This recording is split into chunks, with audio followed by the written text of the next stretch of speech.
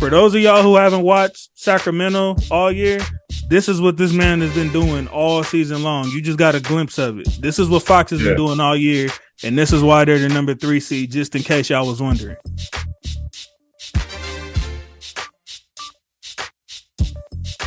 All right, what up, what up? Welcome to the All Grind Sports Show, where we are politically incorrect. I go by the name of JC. I believe we're on episode 53. My guy Dre tried to be slick, go grab the little Celtics with 3Ks beanie, so I had to, why you gotta add that real quick. I wasn't even gonna come like that, but yeah, thank y'all for tuning in the way y'all have been. Make sure y'all like, comment, share, subscribe. Let's take this to the furthest extent. Y'all could have been anywhere in the world, but y'all here with us, and we appreciate that. So let me go ahead and introduce my OG mentor, Big Dog, the Big Ragu in the building. Yo, what's good? Let's get it on. And then we got Andre, the sports junkie from the So Icy gang, tatted like a biker gang. What's up, man? What's going on? Actually, I just heard that song too a couple days ago. Now it's on my you finally found that shit? Yes.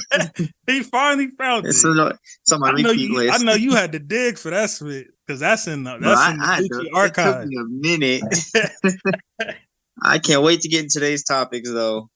Oh yeah. We got a whole lot to get into, man. And we trying to get to these games and shit. Even though we just agree, we probably really don't care about that first one. But that is the fam though, so I do want to be able to try to catch something. That's what I was just gonna say. We got dope.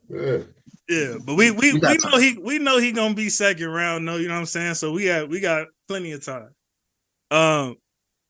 So first off, let's get into these play-in games. I ain't gonna lie, Ragu.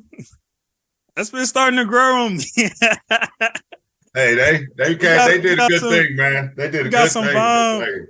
We got some bomb performances last week, man. I thoroughly enjoyed the majority of them. Thank you, pandemic. Because I don't think they would have did that wid that. I don't think. I remember they was talking about it, but I still stand firm on. I think they did that spit because they was trying to get what's Young Bull in the playoffs, Lil Zion. Yeah. That was his rookie season, and they wanted, they suffered so much from the pandemic. They was like, man, we got to get this little nigga in the offs. And you know what? It's funny that you say that because I was like, you know what, man, they using the play-in to get in that last star or whatever for the ratings on TV, bro. That's exactly what it was. You know what I'm saying? Exactly what it was. Absolutely. And even now, it's still like that. Even now. Right. So it ended up working out for him. Yeah, that one team that's got that star on it that can pull viewers, they might not quite be in the offs. Right. You got to play in, and then give them a couple extra days on a national scale. On games that matter. You know? Yeah. Mm-hmm. Yeah. So let's set it off, man. Let's go that first Miami Atlanta game, the one that Atlanta took. I was surprised. Yeah, I think me, Dre, and Isaiah, I think we all picked Atlanta, Miami on that one. Yeah, we all picked Miami on that one. Mm-hmm. Atlanta. Like as I watched that end of that game, I was like, you know what? I had the total disrespect of this Atlanta ball club, man. And that's what happens when, you know what I'm saying? That's why I'll be careful with the jumping all on the Lakers and all that right now with everybody else. Even though, this Lakers with mine, but when you start discrediting them other teams, man, that's in the playoffs too, overlooking them, like how people were doing Atlanta. Man. Yeah. In a way, it's like always better to kind of look at it from an underdog standpoint as a team. Like you play different, you fight different.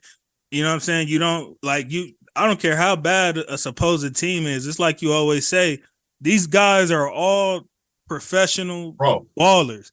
The worst player in the NBA will F off everybody on this podcast right now. With ease. So with ease. Yeah. So, you know what I'm saying? You had to have that respect from that perspective. And then, you know, the saying that I always use on here, ain't nothing more dangerous than a team that don't got nothing to lose. Yeah, exactly. That's what I was just about to say. And, you know, I have to hand it to Atlanta against Miami because they didn't just play well. They played well all around. It was they played defensively. They locked down. They took away 3-pointers. They clogged the paint. Offensively, they were able to score in transition. A couple of pick and pops. I mean, they were able. Trae Young probably had one of his best games against Miami. They usually know what to do with him, and he went off on them that game. And that's when you want your stars to have good games. Right. And they've been 500 all year. So they're putting in the work and they're showing like, hey, we deserve to be here. Next, let's go Timberwolves Lakers game, which was my personal favorite. Oh yeah, I'm sure it was. What was y'all thoughts on that one? You know, first off, I want to give an apology to Cat because I did call him soft, and he nigga, put up a good that game. still stands, nigga. What you mean? I feel like he put up a good for game. That still stands. I feel like I'm not saying like not soft like ever, but I'm just saying in that game I felt like he really played hard despite in the first half. Yeah, you talking about the Lakers and Timberwolves? Yeah. Okay. Yeah. All right. Well, he was a power and pro. I thought. But unfortunately, there was a couple key pieces missing that could have been avoided. But you know, hey, things happen. I mean, let's be honest, man. Let's keep it 1,000. Ant-Man went 3 for 19. Oh my gosh! Yeah, so that's how the Lakers won. I mean, that was. Yeah, but at the same time, like Conley wasn't missing, so I mean, I was kind of compensating for that. Conley was killing me, bro. And that's what kept them in it to begin with. Yeah, they wasn't somebody want to guard Conley? Damn. Yeah. Yeah, a lot of them was open, but he had a couple where AD was like right in his face and he still was whopping that spit. Like, I don't know what was going on that night with Conley. Then he killed me at the end with the game winner. He AD fouled him. Oh yeah. What'd y'all think of that foul? I was like, man, at the last second. My first reaction was, you gonna call that? But then when they replayed it, man, he closed out and tried to, you know, how they teach. Think he was doing some bullshit. And that's what I was thinking. Like, damn, was that just his momentum that was pushing him and he didn't realize it, or did? He way bigger. He way bigger than Conley, so it and you know Conley probably put that sauce on it. Oh, absolutely. And even if I would have did it, he would have been like, right, you know, like he hurt him, but. And AD himself, the Lakers. You can't touch that guy in that situation. Don't touch him. Because they're going to call it. They're going to call. I mean, you know, don't give him let him make the shot. You know what I'm saying? Let him make it. We're going to get into this guy in a little bit as well. But, you know, Austin Reeves seems like he had like some kind of like some postseason nerves in that first one that he kind of had to shake. Obviously, it was different yesterday. But like I said, we'll get into that in a bit, but overtime, you know, they took care of business. Schroeder, as I've been saying all year, man, I underestimated how great of a pickup that was. He was there for us when we needed him.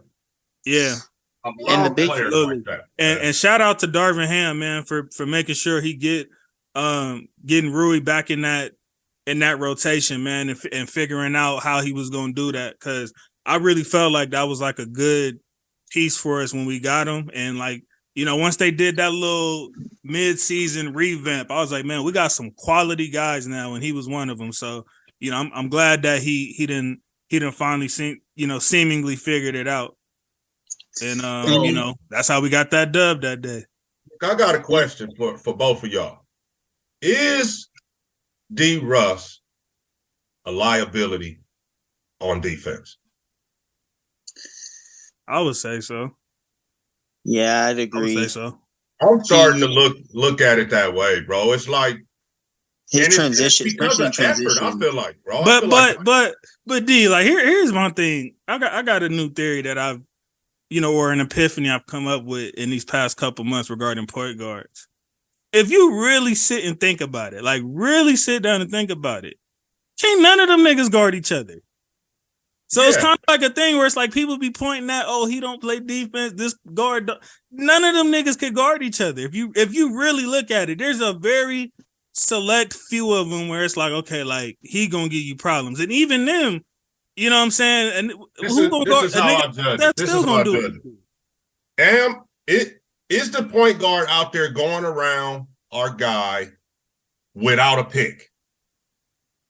If that's the case, you got to get him out of there, bro. And that's what Darvin Ham did, because Conley was just going right around D. Russ, bro. Like it wasn't even. It was like he wasn't even trying. And then I look at him on the bench. He's over there kind of like laughing and talking and shit. Like it's like this was a regular game. So So you're not. So you're not. You're Schroeder not. Got all his minutes that night.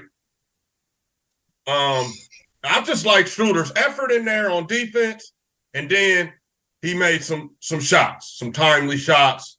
Schroeder is a quality basketball player. Like people could laugh on whatever, fumble the bag, all that spit. I still wouldn't have gave him that much money, but for what I feel like it worked out perfectly of where he's at right now, and because had he taken that money from the Lakers, they don't have the space to do the trade that they did. To do all the stuff that we've done this year. Right. Yeah. So, shit works out. It has a way of working itself out. He's back on the team, not for that ticket. And he's going to get his money now. Like, probably not that, but he's going to get some bread come this summer or whenever he's due to be a free agent. I want him to be just focused all playoff long. If he can keep his mental focus, that guy is going to be there for us. He's going to help us. Almost like I damn near don't want to say it, but I'm going to say it.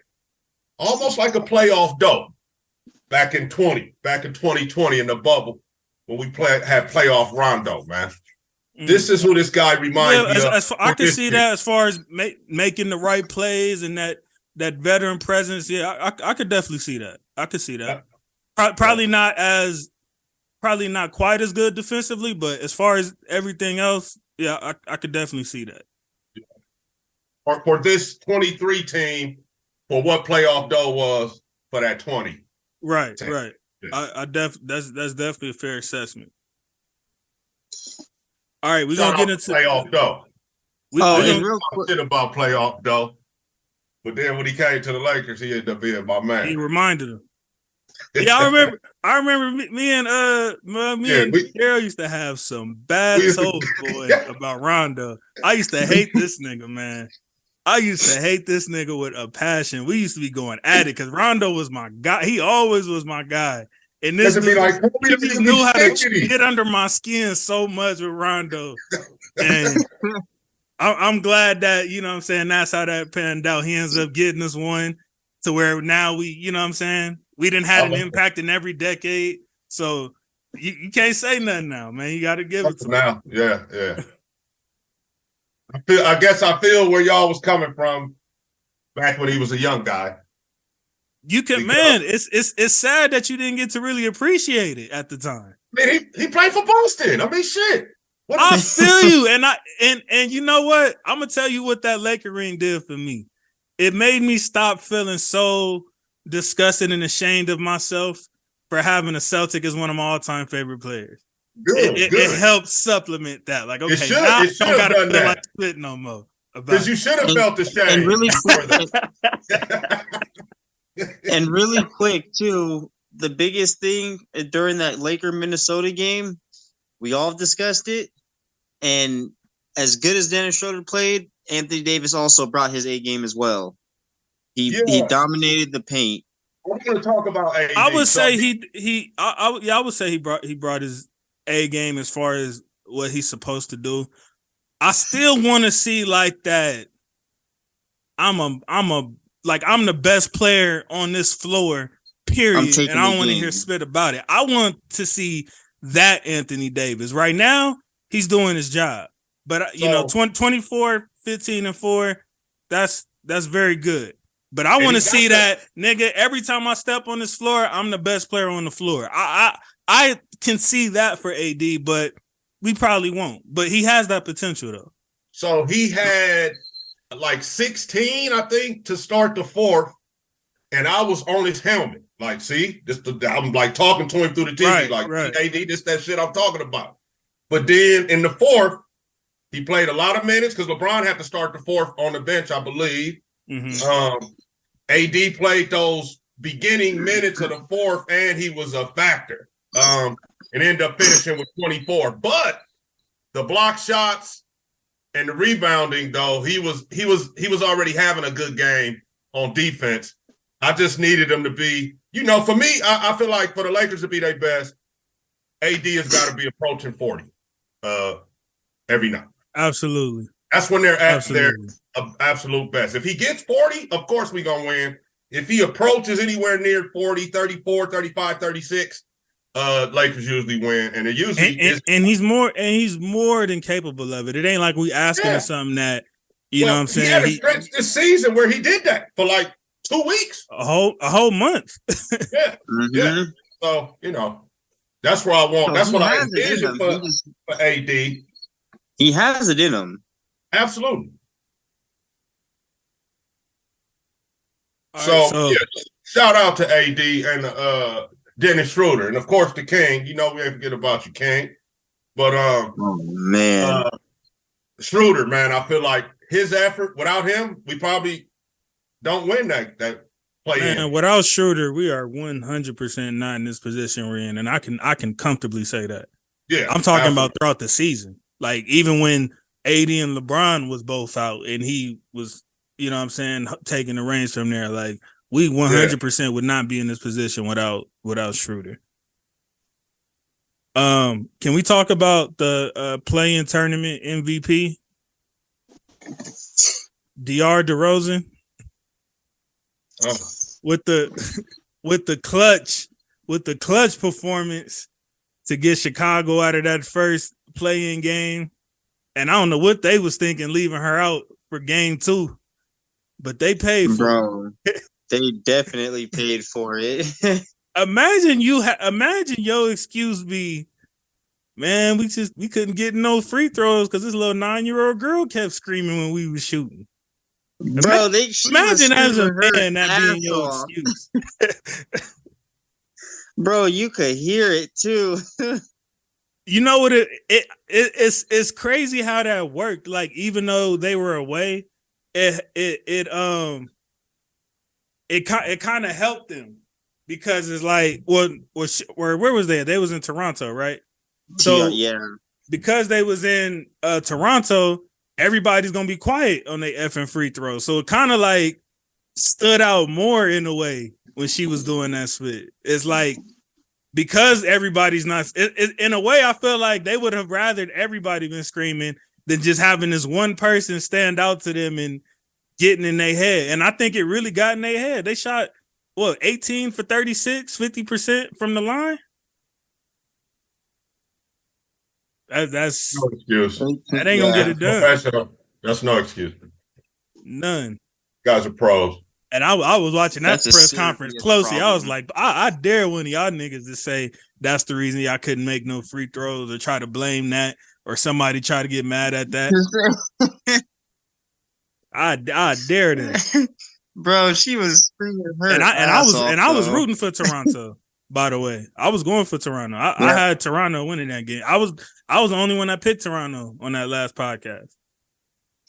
Yeah, I thought with Levine and that's just crazy. Shout out to Levine too, turning up in that second half like that. I think 30 in the second half alone. He turned on the Jets in that second half, bro. It was a whole different ball game when that next half started.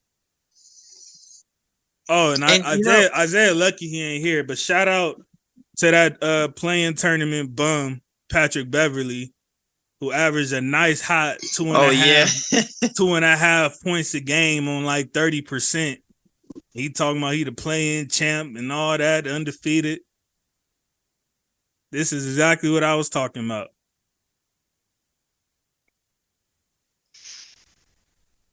Who is next? OKC and Pels.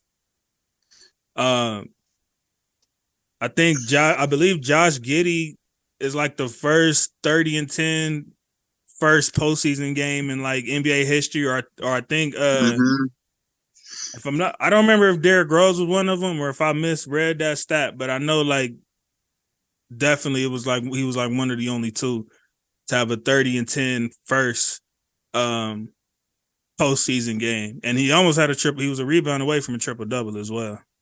So shout out to my guy Giddey, who had another brilliant performance. At this point, I don't know what the Pels got going with that Zion situation, but he looking real Greg Odenish to me at this point. I ain't even cap to y'all. I've been feeling lately about that whole Zion situation, and correct me if I'm wrong, but do you think this is just his way of saying when my contract is up, I want to go elsewhere? No, because he would have never signed that contract in the first place that they just offered him. Okay. I was just assuming because, man, and I get like injuries. I totally understand that, but it's just the injuries that keep. It don't seem like he approaches it as far as like he really wants to take care of his body or have himself in a certain shape to be out there with the guys. It just, I don't get those vibes from him. This post that said, did Zion finesse the league out of millions of dollars and front court seats? Yeah, pretty much. Because that's really all he did. Is he gets paid to go watch games from right up close. He's got like the best job. He gets millions of dollars to get the best seat in the house. Yeah. Great job. You know what I mean? Just think if somebody, described those that as the job description to you, and you like, what? Yeah, hell yeah, I'll take that. Raise my hand all day for that. That's all that it has been. But I hope there's a lesson learned from the fans. Pump the brakes on these new prospects coming into the league. I told y'all was doing too much.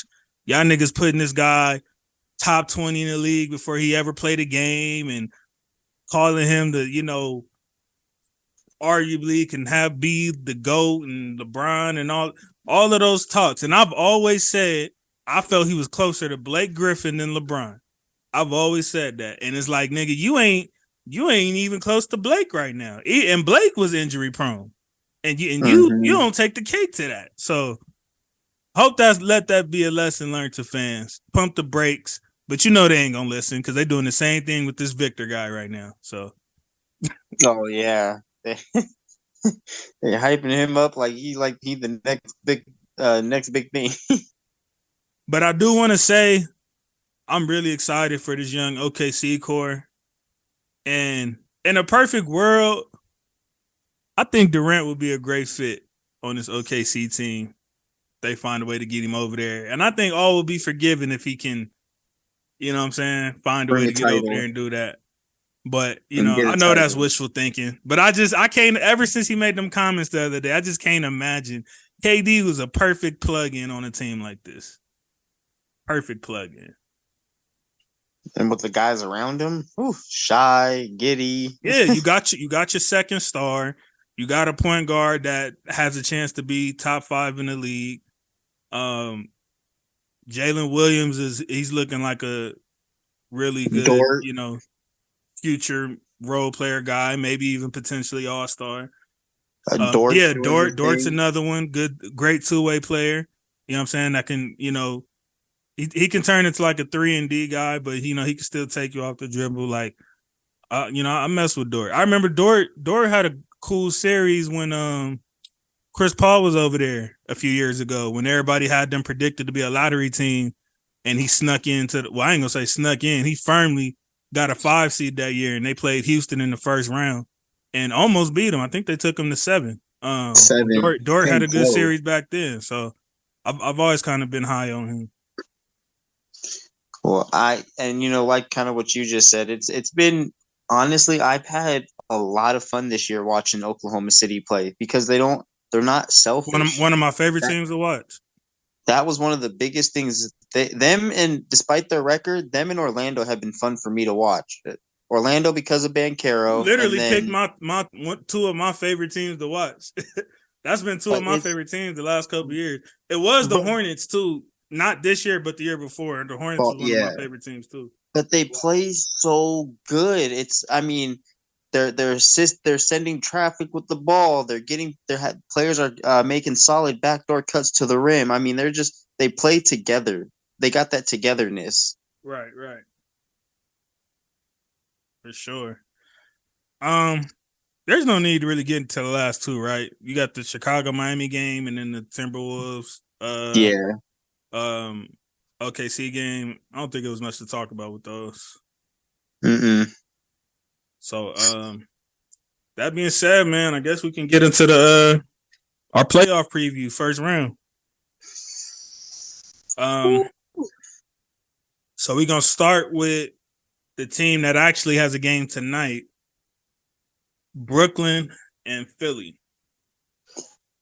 First and foremost, Mikal Bridges, you've been given a role opportunity, and damn it, you have capitalized. For sure. Since coming over to Brooklyn, you have shined. And I always knew he had it in him. I was always saying that I felt like Mikal Bridges was one of the more underrated players. Oh, for sure. And when he was on Phoenix. The only problem I had with Brooklyn is they just need to make more defensive stops because down the stretch they were getting shots to fall. The problem was they were defensively they were breaking down. They were matching Philly basket for basket. So for that series, even though games already happened, what's y'all prediction for that? I think I made a bracket. I put I think I have Philly in 5. I gave Brooklyn getting a game.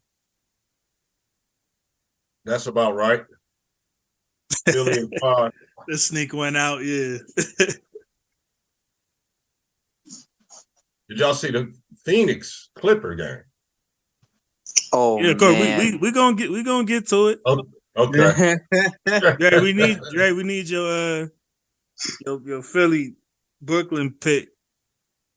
Oh, for the series or for tonight? For the series. For the series, I got Philly in 6. You giving them 2 games? That spit froze on us. I got Philly game 6. 2 games. They froze on you for that extra game you tried to give Brooklyn. Like, are you sure that's your final answer?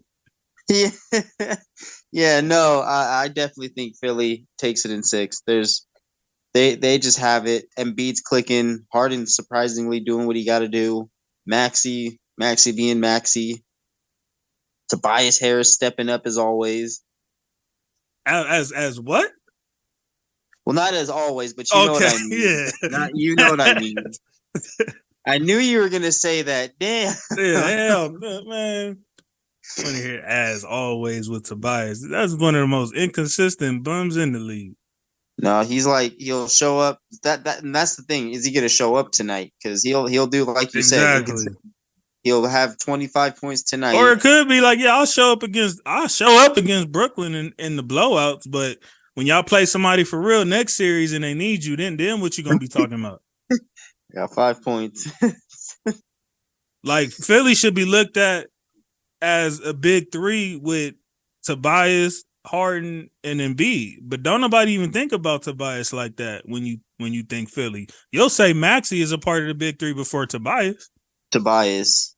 And because Tobias is supposed to be the all-star guy, and yet it's Maxey who's consistent, more consistent than Tobias for sure. Yes. This looks like the most underwhelming series right here. The Celtics in Atlanta. I think I'm gonna go Celtics in 2 on this one. I got Celtics in 4, but corrections need to be fixed first and foremost defensively. You had a 32-point lead at halftime. And yes, they cut it down to 15, but it's the way they let them cut it down. They were getting on runs, 13-2 runs, 10-2 runs. They can't do that. But you know, when you blowing a team out like that, it's real easy to kind of take your foot off the gas, sometimes unknowingly. You know what I'm saying? Because that's just how the flow of the game goes. We're up too many. I wouldn't panic too much about that part because that's kind of an easy thing to do for any team when you up like that. That's a lot of points to be up in a basketball game. That's a lot of points. And it's still pro hoop, so the guys are they have pride and shit in their career. They're gonna make them. The coaches, everybody over there is getting paid millions of dollars, so they're gonna make a run. And Atlanta at one point did cut it to. My bad. Go ahead. Oh no, I said, and one thing is though, Atlanta did manage at one point to cut it down to 86-74. That's when I was like, oh crap. And that's when JT was like, okay, let's chill. Let's run that lead back up.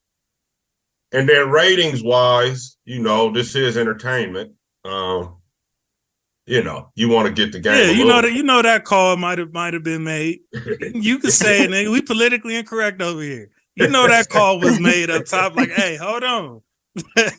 You like, don't run away with a 60-point lead now. In here and get this thing going the other way a little bit, and make it more interesting for everybody. So because I'll admit I don't like postseason blowouts in any sport.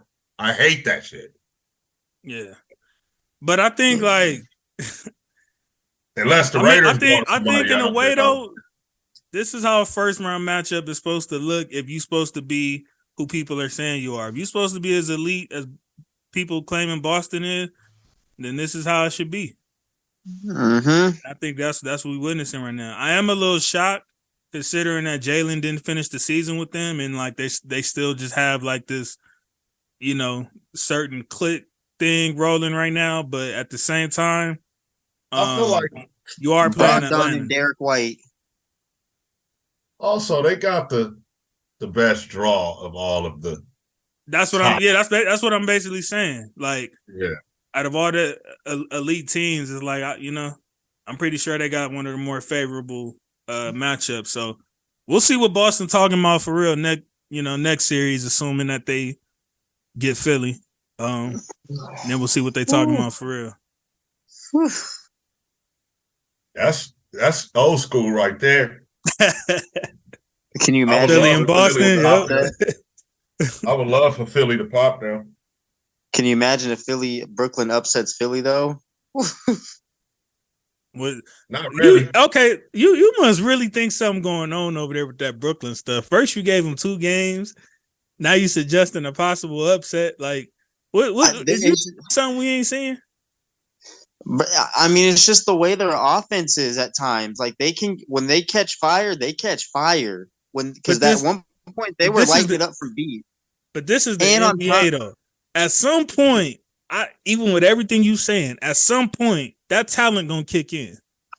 That's what deciphers who's who. At a certain point, it's gonna be, nigga, we're better than you. You're not effing with me. You don't have a player like number 21 on your team. Like, not even close. That's gonna kick in at some point. It has to. That's what I'm expecting to happen event at some point in the series. But man, there's just certain things that they showed in game 1 that made me kind of like. Hey, watch, Ragu. I'm talking all this spit. Watch Brooklyn pop them tonight because I'm talking like that. Bro, they do. I'm ain't gonna do shit. Next episode. Embiid gonna be in foul trouble or some shit. I also want to say regarding that game, even though we already skipped it, Embiid 5 rebounds is 100% unacceptable, and I've been firm on this podcast saying I want to see that same dog, that same fight, that same sense of urgency you've been having all season trying to get that damn MVP. I want to see that now when the playoffs start. From the time the problem with him is the effort rebounding, bro. He'll get into them scoring mode where he takes too. But he didn't even go in. He had like 20. He had 24 points for somebody who averages 33, 34. You know what I'm saying? So if you got 24 points, you should have you about 11, 12 rebounds. Absolutely, especially in the playoffs. Yeah, there's no excuse for that. Like who's the best big Brooklyn guy? Claxton, yeah. Claxton should not be out rebounding you, bro. To the point, if I'm Doc, I'm sitting Embiid down and saying, "Hey, dude, yeah. Like I don't want to see this anymore going forward in the playoffs. Period." If Doc's like as good as good of a coach as people be trying to claim he is, then he would be doing that, Ragu. So he should have done that. If he was perfectly fine with that performance on Saturday, then that says a lot about Doc as a coach. Right. Because he should know we got way bigger fish to fry than this. And that stat line is not gonna cut it. No rebounds, no rings, gentlemen. Pat Riley's that shit. I know you ain't expecting Montrezl Harrell to do it. Right. No, it's got to be him. He's got to be the guy, the MVP of the league. He's got to do it. There's no question about it. And to me, this is going to be one of my favorite / one of the best series, I believe, in the first round. Probably one of the tightest ones. Could be the tightest one. The Knicks and the Cavs. I think we in for a treat with this one. Yeah, I think this is gonna be a real all games. I think this is probably this is probably one of two series where it's like I really have no idea who I could say like, damn, I think this team is gonna win. I'm gonna give y'all who I want to win, but this can go either way. I think that first game is like Cleveland. You can't drop games like that, man. Y'all got to do Donovan Mitchell better than that. You can't drop games like that. You can't drop performances like that because stuff like that can come back to bite you later on in the series, especially if it end up going to 7 or something. You like, damn, that's the one we should have made sure we held on to or went and got that. Julius Randle started off like he was finna really do something and then turned into the playoff bum I know him to be. So thank you for being consistent with that. Jalen Brunson, I feel like he did his spit. Josh Hart was an underrated piece that I was telling people. He's probably one of the more underrated role players in the league, and he showed up with the double-double, 17 and 10, had a couple big shots, couple big defensive stops. They love him in the Big Apple too. Oh, for sure. And I also want to say, before I get y'all picks and stuff, can y'all please slow down on this Brunson spit and Dallas being stupid and idiots and all that extra spit? Jalen Brunson is pretty much the only guard on that team for real. So he's gonna get those type of numbers. I am impressed with what he did in game 1. But let's pump the brakes on who Jalen Brunson's supposed to be. I know it looks bad because of where Dallas is right now, but I feel like people doing too much with that, acting like they just let go of some superstar or something. Like it's still much left to be seen with that situation. And it's not really that he is a superstar. It was what he brought to the Mavericks. I don't think people are putting him on superstar level. I heard some of them commentators go as to much to say Dallas is literal idiots for letting him go. He could have just been a better fit than Kyrie, maybe. That's possible, but he's not better than Kyrie. If you wasn't saying that they were idiots when the trade happened, then don't try to say Exactly. If anything, we was calling the Knicks idiots for giving him $100 million. Yeah, that's what y'all was calling idiots. That's so like, come on, let's be for real. Yeah, if we rewind the tape to when that deal went down, that's what people were saying. Like, what? $100 million for Brunson? Exactly. What are you doing? So, shit. Shout out to the New York Knicks for getting their man. It seems to have paid off. Shit. Already. I got one more. My bad. One more comment. I want to see more out of Darius Garland. I know it's his first playoff game, but He could do better. Cleveland, in my opinion, Cleveland is more talented than the New York Knicks. And Darius Garland is one of the big reasons why. I need him to show that. You played 43 minutes. You played just as many minutes as Donovan Mitchell did. And I just he had his moments, but when it came down to the stretch, y'all are doing the same exact spit that Utah used to do with Donovan Mitchell. Just give him the ball, have him go one-on-one with everybody, and just try to hope that you win the game like that. Y'all need to get something running, get something going. If I'm not mistaken, who's their coach? Bickerstaff? Bickerstaff. Get something going with them. Get Garland involved. Get Mobley involved. Jared Allen was fine, but Cleveland has too much talent for you to just be sitting there playing like Donovan Mitchell is still in Utah. And that's my last thoughts. Y'all can give y'all thoughts on the series, what y'all think is going to come of it and all of that. I think unfortunately, I think the Knicks take the series in 6 just because. Okay, I like it. Yeah, I like it. I do. I'm not going just because the Cavs have Donovan Mitchell. I was just that's saying a lot for you as a Celtics fan. Yeah, that's coming from a sports and from an unbiased spot, and they played their heart out in game 1. Julius Randle, you need to be better moving forward, 100%. But Brunson, you held it down. Don't hold your breath on that. Brunson, you held it down defensively. You guys clamped down when they needed to, and they, something I liked when I watched their defense play was how well they closed out the 3-point line. As soon they were rotating the ball really well, but they reacted quickly. They cut off open looks. They eliminated drives to the paint. So huge ups to the defense and offensively. All those things, like I think it was a lot of good coaching going on. 100%. That's what's going on with Thibodeau.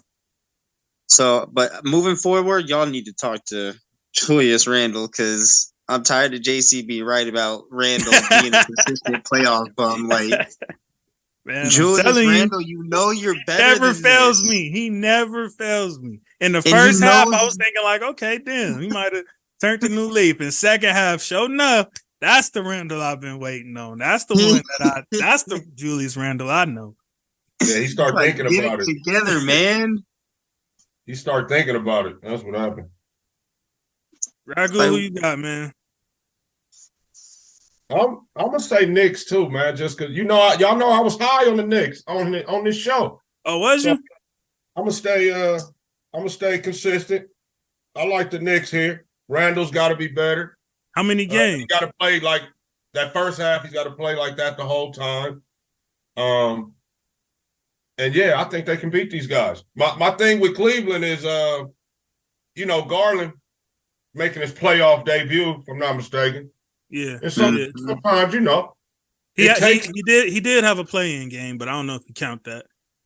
It takes. I mean, even that. This initial playoff run is his first ever. So right.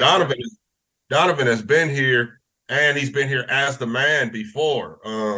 Since his rookie year, he's been there as the he knows what it takes. So I expected him to perform, but sometimes it takes you a few games to get going. The coaches lock in on you a little bit better in the playoffs. So he got to dig into the bag a little bit. And I think play some ball. I think that's what the issue is right now. I think Garland and Mobley are trying to, get a feel for this, for this new type of basketball for them. Another player I forgot to mention that they need to figure out how to get involved is Karis LeVert. You should not have a guard who's worthy of starting on so many teams, and you're not finding ways to get him involved in a big game like this. And LeVert's been in the playoffs. He's been there as a third option. He's been there as a first option. He's been there, so he knows how this split go. So that's another thing. Bickerstaff got a lot of work to do. Hopefully, he makes those adjustments and gives LeVert more. I'm gonna go with I don't think Ragu. How many games did you say? I didn't, but I'm gonna say 6 games. New York. I'm gonna go Cleveland in 7. I'm gonna go Cleveland in 7. I think the talent. I think the talent ends up. You know, I have the faith that Bickerstaff makes the necessary adjustments. Maybe they pull Mitchell to the side. As far as like, look, you're not in Utah no more. You got the guys, man. Like, you know what I'm saying? Because the Knicks will do that all day. We sit there and let you go for 30, 40 a game, but take everybody else out. They too talented for that, man. They way too talented. And that's why I've been having Cleveland as my sleeper team based on that. So and I'll go as far as to say, even though I hate doing split like this, but if Cleveland don't get out of this first round, it might be time for a coaching change. It might be that time to, you know, not to say he's a bad coach, but maybe just not a fit for these young guys. You know, it'd be so easy, I would think, for Mitchell to go back into the Utah mode out there. So that is gonna take coaching to be like, hey man, you ain't gotta, you know, just be out here jacking up shots, taking 40 shots, thinking, you know, that's how we because he had a couple possessions where he wasn't even looking at these niggas, and I'm like, yeah, bro, you know what I'm saying? It looked like Utah, like exactly. I was having deja vu flashbacks, exactly, absolutely. And this team, in my opinion, in my personal opinion, I feel like this is probably the most talented team Donovan Mitchell has ever had. Top to bottom, for sure, and I could see him getting into that, like, fuck it, man. I remember these situations. Let me do this shit. But that's something that Garland and them got to get more involved too. Like Garland's supposed to be like the team offense orchestrator, so you got to be more aggressive as well and have that communication. Got to sit Mitchell to the side for a second, like, hey man, no, you know, I see where you was about to go. Don't go there with it. You know, keep trusting your guys and play. And while them niggas is out, LeVert's supposed to be in there running that same split, and they shouldn't be missing a beat because LeVert is arguably just as talented as those guards are. Like I've seen LeVert at his top tier game. I don't know if them injuries or that cancer he had, I don't know if that's had an impact on him or not. But as far as I know, he should be just as involved, unless that's what the issue is. Yeah, you know, we don't know. We don't know that. Right. So all I can go off of is what I see. So let's get into another series that's finna crack. Probably the second most tightest one, or arguably first most tightest one. Golden State, Sacramento. This is another one. So shout out to De'Aaron freaking Fox for dropping 38. De'Aaron Fox went the fuck off. You ain't lying. Hey, you love to see it. The kid, the playoff debut coming through his thing. When they because I didn't know what to expect from Fox. I didn't know if we was gonna get like the playoff nerves. I love seeing players that get in the playoffs and they playing it like it's just another regular pickup game. Like they don't even see all of that's going on. Like he don't even know what playoffs is. He's just out there hooping. Let me give a shout out to my boy Mike Breezy, Coach of the Year. Finally got some recognition. This dude, absolutely. This dude is like kind of an underrated ball coach, man. I would say he finally got. But you know why that is. Whose coach was he?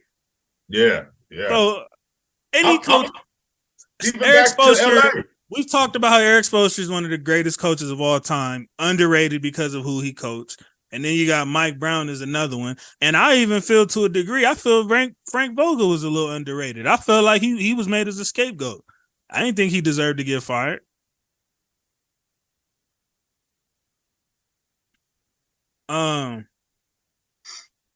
Sabonis, I feel, did show some playoff nerves, but I feel like he did his job when it came to the rebounding, when it came to the defending, the IQ. I feel those were there, but I feel like the offense was lacking due to his nerves. But luckily, he had Malik Monk to have the biggest game of his life to compensate for that.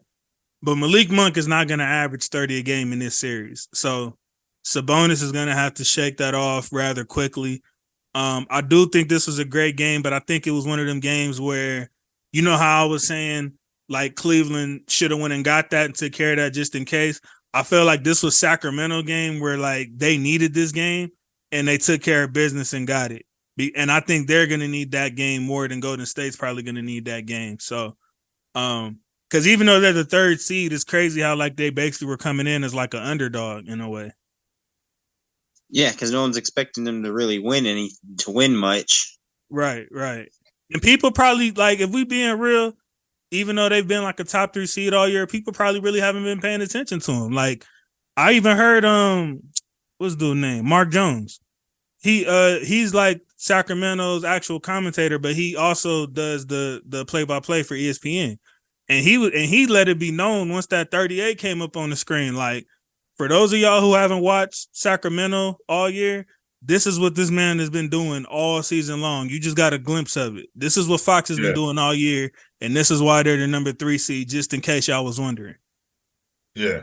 And he couldn't be I'm happy slow. to see the reemergence of the cowbells into the NBA playoff scene, which is something we haven't seen in like 20 years or so. Yeah. It like also another comment I want to make. Sacramento reminded me of just how electrifying that fan base is, because I it's been so damn long I forgot. Like this was the Sacramento from when I was becoming a fan of basketball. I remember 2001, 2002. Sacramento has always been cracking like that, and I forgot so much that I'm thinking like, yeah, it's probably gonna be a lot of Warrior fans up in there. Man, when I tell you Sac showed up and showed out and showed like we never went nowhere, it was the team that wasn't coming up to performance. But we've been here, and they showed that in game 1. And they was a real, true, legitimate 6-man on Saturday night. Legitimate. Oh, the state is in trouble. Absolutely. De'Aaron Fox was telling Mike Brown that he could barely hear the damn play calling because it was so damn loud up in there. So loud.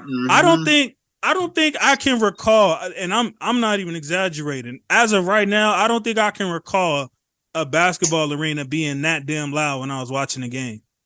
So not this. That was a different arena where they made Phil wear earplugs, because Phil Jackson is the one that made them start bringing cowbells to the games, because he called them like semi-civilized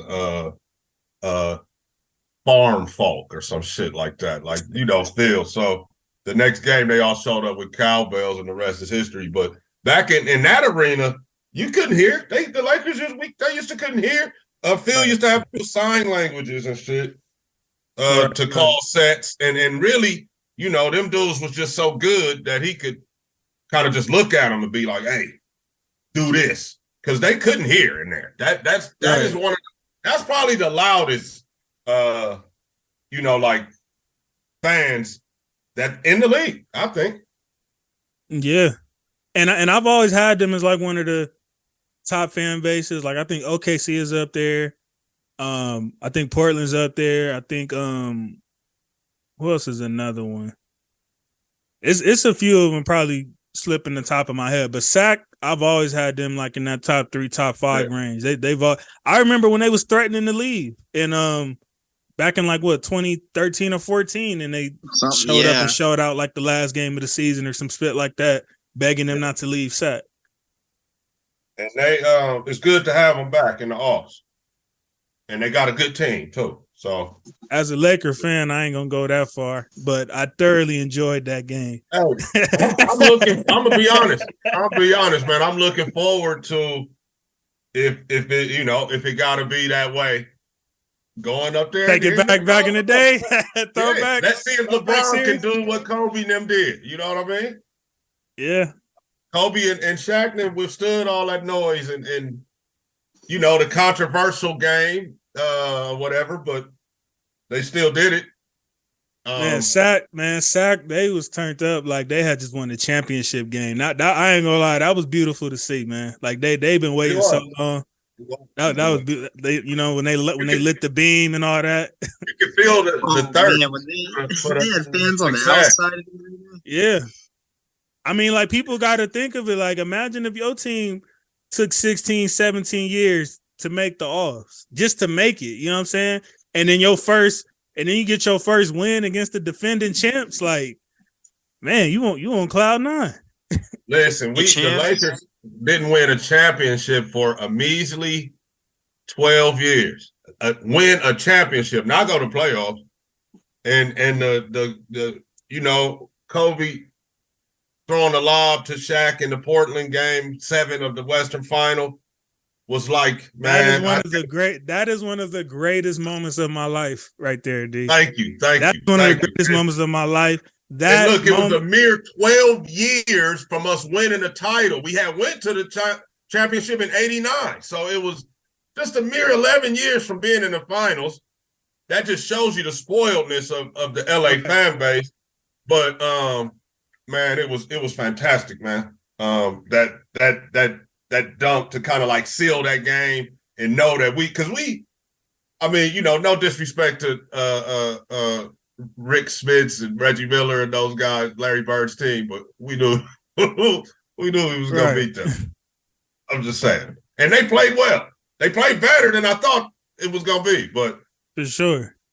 When we got past that Portland team, I think everybody knew what time it was. That alley-oop to Shaq, if you were to ask me the moment I fell in love with basketball, fell in love with the Lakers and said, like, this is going to be for life, it would be a photo of that right there. That signifies right there why I got this beanie on right now to this day.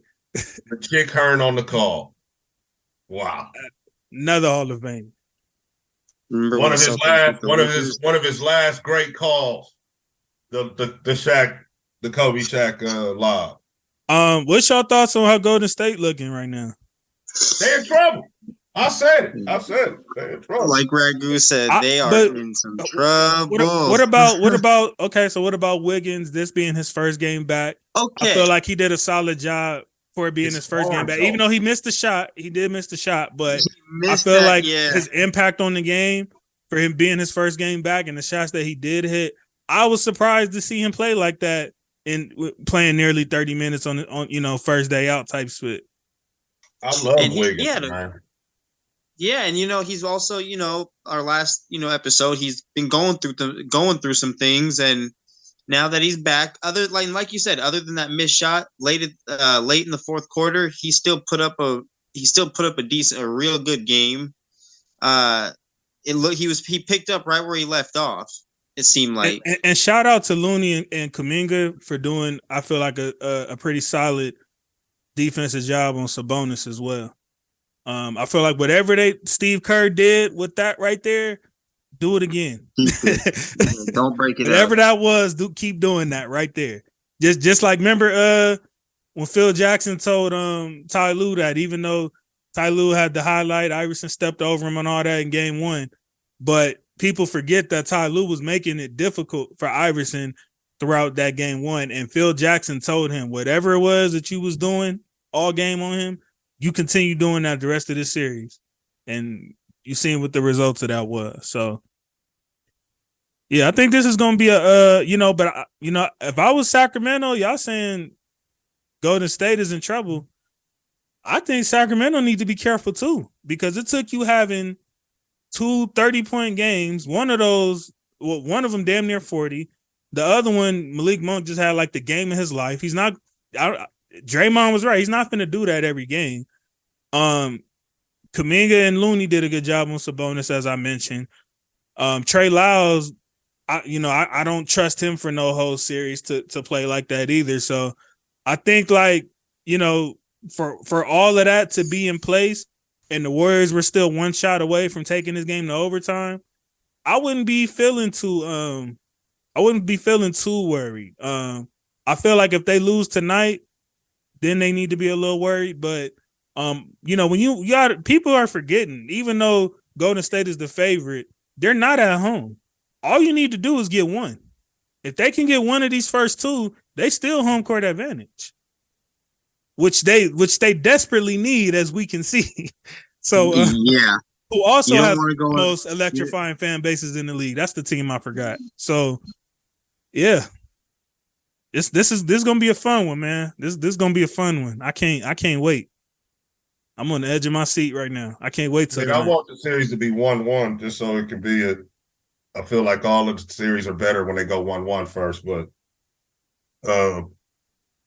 man, Golden State fuck around lose tonight. If they lose tonight, then they're in trouble. Right now, I'm not gonna say they're looking at it. They're looking at it like Golden State is the 3 seed and Sacramento. Right, exactly.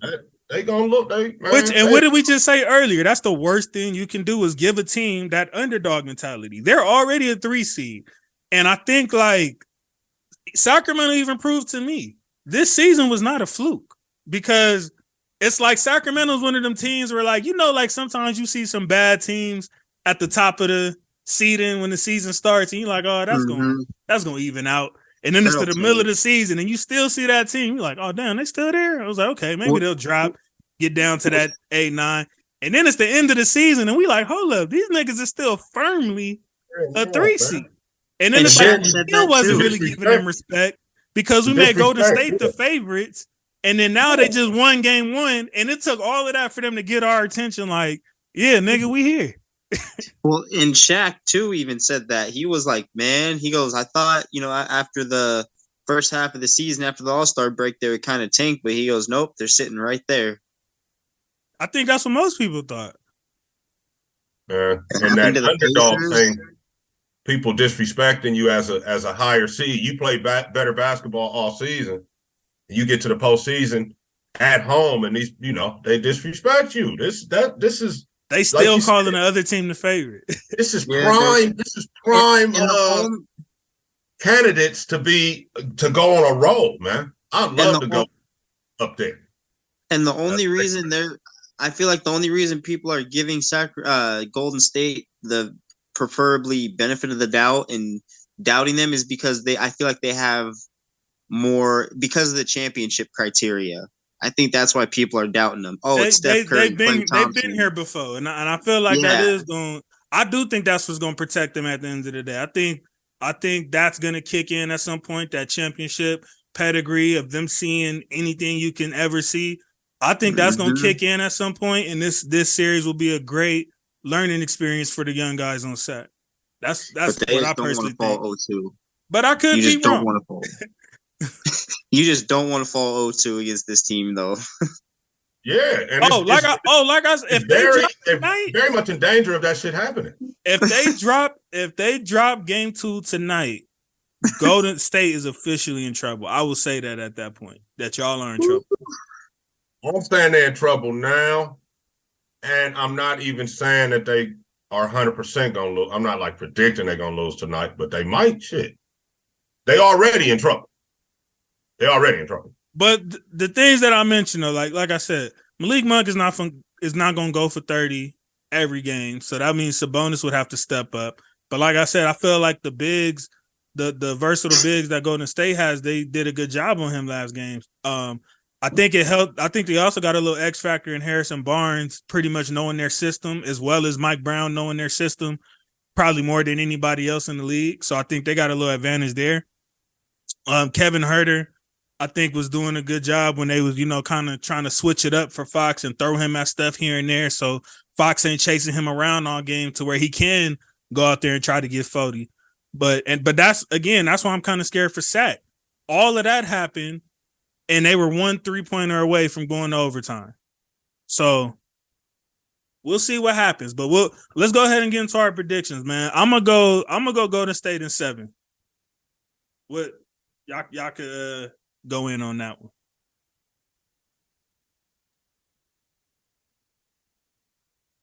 My bad, y'all. We having technical difficulties. My boy Dre is frozen. Ragu is tending to something. So y'all give us a second. So on which series, Jay? My bad. This is a Sac and Golden State. I need y'all prediction.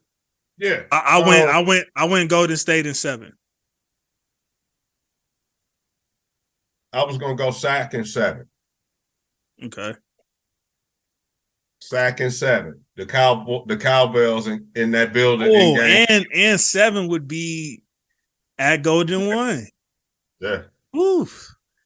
Isn't it crazy how everybody was talking like that though? Like even Fox said he felt like it probably would have been more Golden State fans than Sac fans, because he said like I've been in the league a minute and that's what I'm used to. But like he said he's never been in an arena that loud ever before. Like everybody was saying that. Like that was magic that we just saw last night. On Saturday night. Playoff mode. I'm with Sac on this one. I'm going. And I like Golden State. Don't get me wrong. You know what I'm saying? My bad. I'm kind of mad at how it shook out, really, because I would rather see some of these matchups in the second round.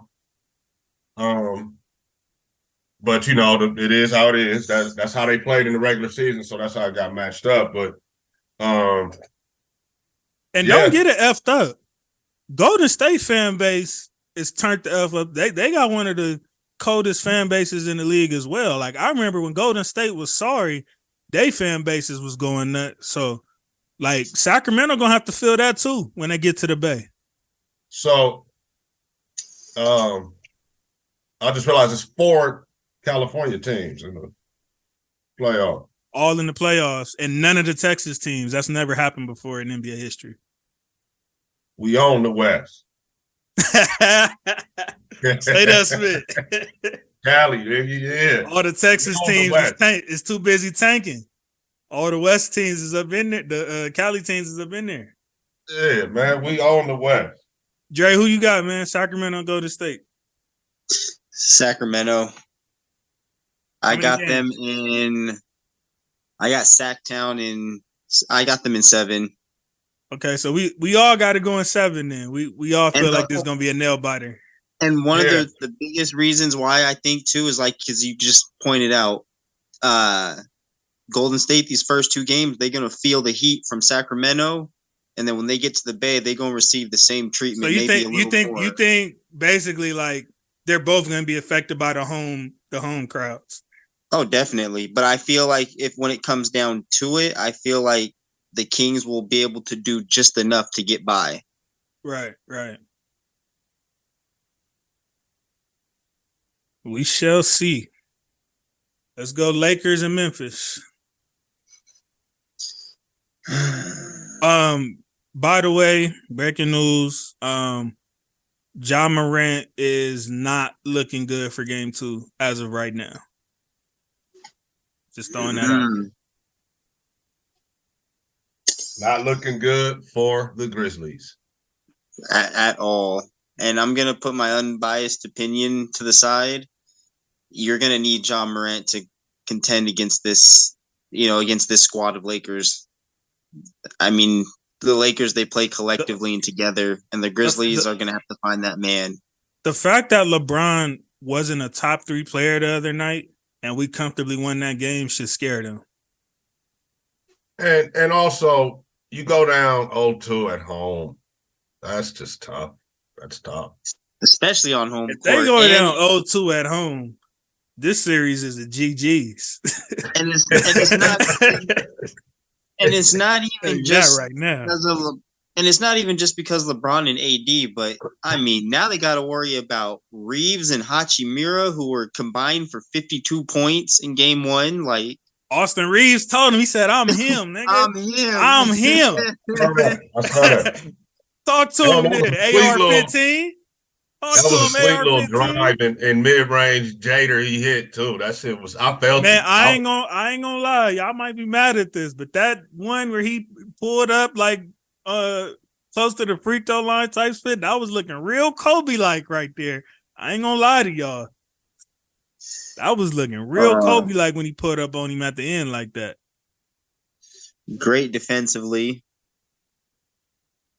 Man, the Lakers is just, as we mentioned earlier, man, they are just playing great team ball. They're actually running an offense. It's not just dribble. You know what I'm saying? Drive, or you know what I'm saying?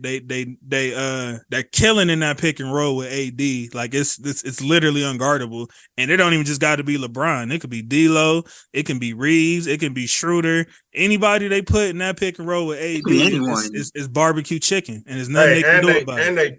They playing D too, bro. That's what I love. Yeah, they playing some F. Wasn't we just Jerry? Wasn't we just talking about that last week about how people try to undermine how important defense is, and we saying like, man, act like that spit don't matter if you want to. We was just talking about that, and it showed, and it mattered, and it mattered. That's why D. Russ's play on that end of the court is starting to stick out so much because this team is defending people. I even seen Isaiah. Isaiah made a post yesterday or the other day saying like, why is Darvin Ham playing Troy Brown? Like that nigga's playing good defense. That nigga's, you know what I'm saying? Like he probably didn't have the best percentage yesterday, but Brown be hitting some of them shots that they need him to hit. Like he's not, you know, I wouldn't say he's like a heavy rotational player, but I definitely would play him over the people that's not playing, I would say. So when they start landing on defense where he keeps being open, then I noticed that Ham takes them out after that because sometimes the defense will get their rotation set to where they keep leaving him as that guy with that open three, and it's painful. He can make it. He makes them sometimes, but that should be off a lot of times. And it's crazy because I had whoever comes out of this series going to the finals. I felt like this was the real Western Conference Finals, but you know the Ja thing kind of put a you know. What about Denver? What about Denver? I don't believe in Denver. I don't believe in them either. Wow. Disrespect. And not trying to be, and not on a disrespectful level. I just don't see them getting far, honestly. Like when they play somebody for real, that's when it goes downhill. I don't see this with. I don't see them effing with LA, neither LA teams. I don't see them effing with Phoenix. And if Memphis was healthy, I don't see them effing with them. But hell no. But let me just make one thing perfectly clear. For this series, and I need to disinfect my hands and brush my teeth after I say this, but let me make something clear. I want the Lakers to win this in 6 games so they can humble Dylan Brooks and the Memphis Grizzlies. But after this series, if y'all win, I hope you get swept in the second round. Hey, you seen that spit D? Dylan Brooks talking about he wanted us. Yeah, well, you got him. And what happened? And then Desmond Bain throwing shade at Reeves at the end of the game. What that nigga say? I gotta go read the quote again, man. But he threw some shots at Austin Reeves at the end of the game. Desmond Bain, I like you. Not Austin Reeves. Hachimura. That's who he was throwing shots at. Don't start. Do not turn into Dylan Brooks 2.0. Do not start. You've been because Desmond Bain was my guy. I always defended Bain, so that would disappoint me if he get on that same type of time. Memphis, I think they've had a problem, man. Like they was looked at as one of like the great young teams coming up, but I just feel like they got beside themselves. Like they started acting like they had already won something just because they was the only team really competing with Golden State. They felt like they were Golden State. Like, hold up, nigga, like you ain't done none of that yet. Like you ain't even made the finals, let alone win one. Like Golden State has earned that already, and Memphis is trying to put themselves there before they even earn it. It kind of reminds me of them Lob City Clippers because that's how they used to be acting. Like people were supposed to be at they knees for them. Like what y'all niggas want instead of doing highlights all damn year. Yeah, and it's hard, man. It's hard to win a championship. Yeah, so don't go talking like it then, nigga. Yeah, keep your mouth shut. You ain't even been to the finals. That's what I'm saying. You ain't even went. Like, go at least go first. You ain't even went. You can't even tell the West. You talking about you fine in the West, and you ain't even got through the West yet. Then you could say I'm fine in the West. You look at all of the pro sports championships when you like watching them dudes playing. And you already know they the best of the best. And man, it's tough. And that's the shit. And that's the shit that be getting me too with the Grizzlies is I want to support them, man. Like they be having games where I'm like, oh, know. But they won't shut up and just play. And then Dylan Brooks and the whole damn team want to run their fucking mouth like they've done something. Yeah. And they ain't doing and they've been doing this for years, bro. They've been doing this for years. Talking like win something. Do something first. All right. It was more fun when we didn't expect them to win nothing and they was doing what they was doing. And they just ended up getting way beside themselves. They got in their heads. So I feel like, I mean, you know, I'm old school, I ain't gonna lie. But it was something that annoyed me in the Laker game. We was down 7. And Schroeder made a 3, paused and did his little ice veins in the vein shit, and got beat on D, man. They got a layup right back. Did you see that shit, JC? That was the play-in game, right? Yeah. I remember that. Man. And I said, I'm sitting there telling my wife, like, hey, this is what I'm talking about with these little dudes now. You know what I'm saying? Like, I mean, what's the difference between that and when these niggas think they get fouled, get to crying, and then they get an easy bucket on the end? They been doing that shit. Oh, classic. So we ain't got to this game yet, but remember that right there. Remember what you just said right there when we get to that Clipper Phoenix game about the complaining. Yeah. But yeah, man, I just cut out. And Memphis, to me, they whole team is like the shit that Schroeder did that night. Like, you want to talk and do all kind of shit, man. Finish the job. The job is winning the whole thing, right? You know what I feel like Memphis. You know what I feel like Memphis is severely lacking. That's probably gonna prevent them from getting to that promised land. A true veteran presence, like a true one. Steven Adams been in the league for a minute, but I don't even think he's 30 yet. Or he might be just 30. Like, I'm like, I think they need like that Iguodala. You know what I'm saying? Like somebody of that caliber in that locker room with them. They already talked shit about Iguodala, so he would never go there.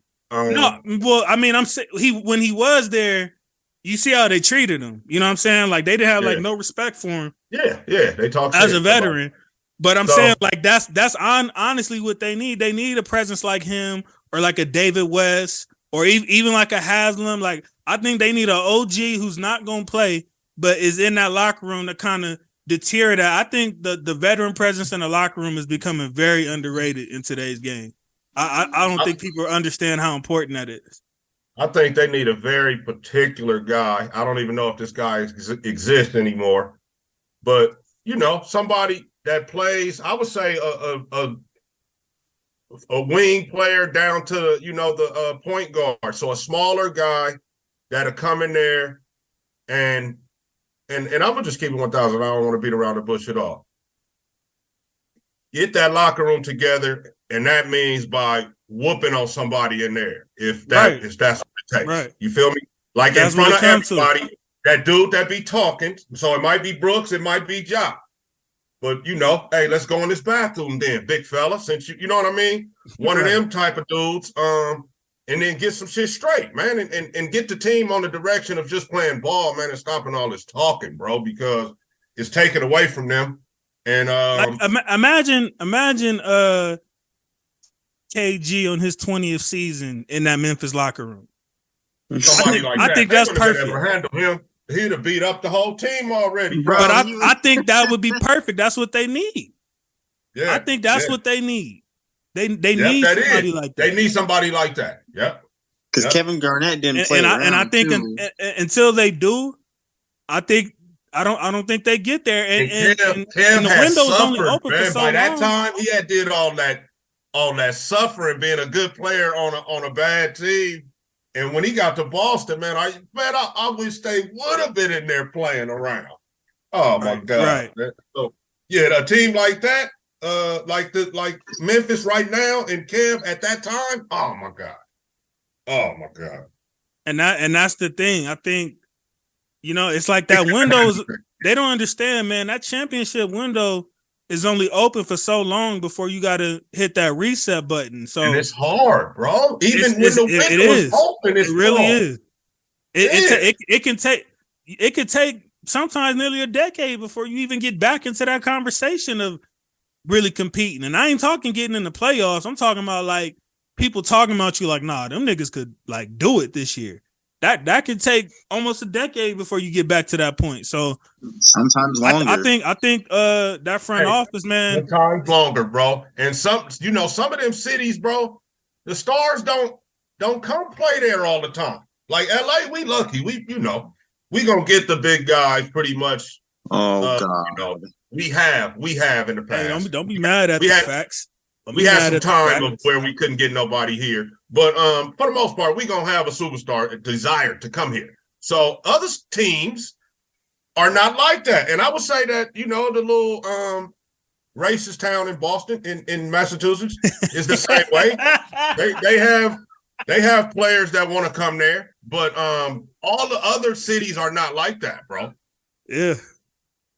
And that's man, that's the thing. And it's like y'all got one. I'm glad you felt that way. Y'all got one superstar. And y'all got some really good glue guys that y'all can get it done with.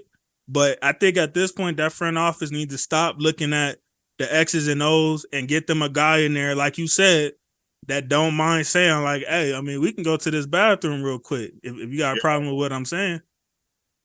Yeah, and I don't know how many of them type cats is left. I think that Josh situation doesn't happen if they had that guy. I don't even think that takes place. It doesn't. I guarantee you it doesn't. That's what I'm talking about. Because he obviously is I ain't gonna say out of control, but he doing what he want to. And there's no real accountability in that locker room. That's what I'm saying. Like that presence in the locker room is so much more important than people realize. Like his daddy ain't there with him 24/7 as much as it may look like it. His daddy ain't running through the locker rooms and in the practices and all that with them.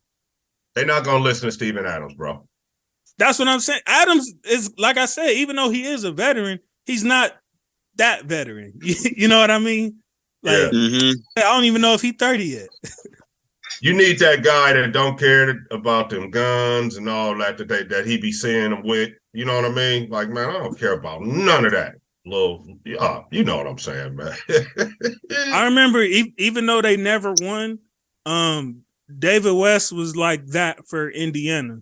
And I think that type of guy would be like perfect, for them. But like you said, it's only but so many of those left in the league anyway. So I think they ridded the league of them. Honestly, bro. I really do. Yeah. There's no more of the, man, the street kid that made the league. It's all you've said kids you've been firm on that. Yeah. And those are the kids that need that OG guy veteran the most. Yep. Those are the kids that need him more than anybody. More like, man, stop playing, stop fronting. You know what I mean? Stop fronting and go play basketball, man. Like, and don't say that. Just and then all the guns anyway. There's too many guns and shit now anyway. So I do feel them for having that thing on them. I ain't gonna get all into that, but yeah, let's go predictions, man. I got Lakers in 6. Lakers in 6. God damn it! I hate to say that. So, bro, that's it. That's it. Like. It looked like somebody twisting your arm behind the camera right there to make you just spew that out. You didn't even want to say it. Bro. But let me be perfectly clear. After this, I hope y'all get swept. Who would be next? We say the gentleman's 2-7, so that's 3-6. Oh, that would be Golden State or Sat. Man, I can't wait for that. I ain't even gonna get there. I ain't gonna go there yet. But I'm gonna say gentleman's sweep for us. Oh, wow. Damn. Wow. Yeah. He coming out the big gun. he said Memphis ain't even going to get one. I mean, if Morant's not there, even if Morant's not there, I give them 2 games, bro. Because Memphis gave Golden State a fight last year without Ja. So I could see it. I give them 2 games. I think they spanked them too without Ja. They better not lose tonight. Them and Golden State can't afford. I mean, the next one. Tomorrow. Not tonight. The next one. They better not go down 0-2 and coming back here. Yeah. Not playing against LeBron. If he go up 3-0, then he just gonna take the brakes off and be like, we just need one of these next two. Nah, that's when the Lakers will take the gas off the brake for sure. They'll take the brake off the gas and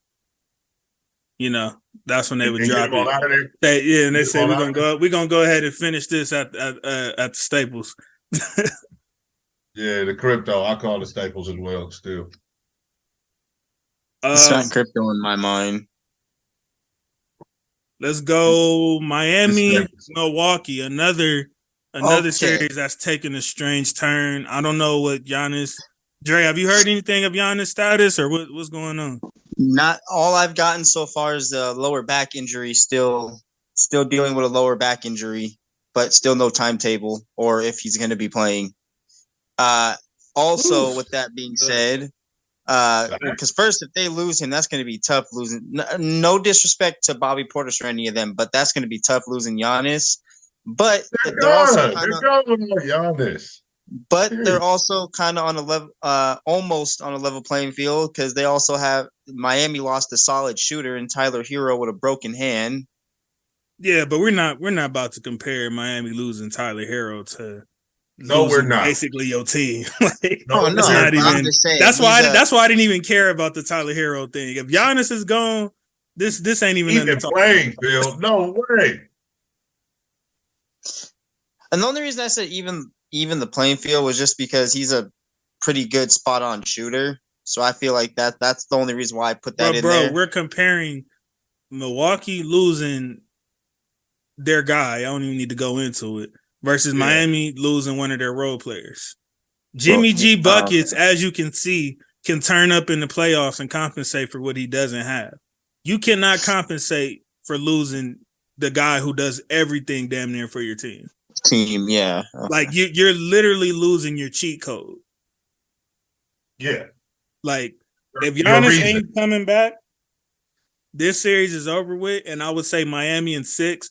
But I did pick on my official bracket.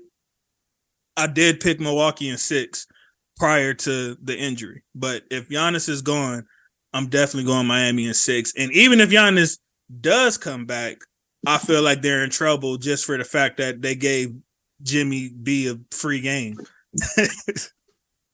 Yeah, don't get Jimmy Butler started. I was thinking Milwaukee in 7 when even before? Yeah. Oh yeah. Wow.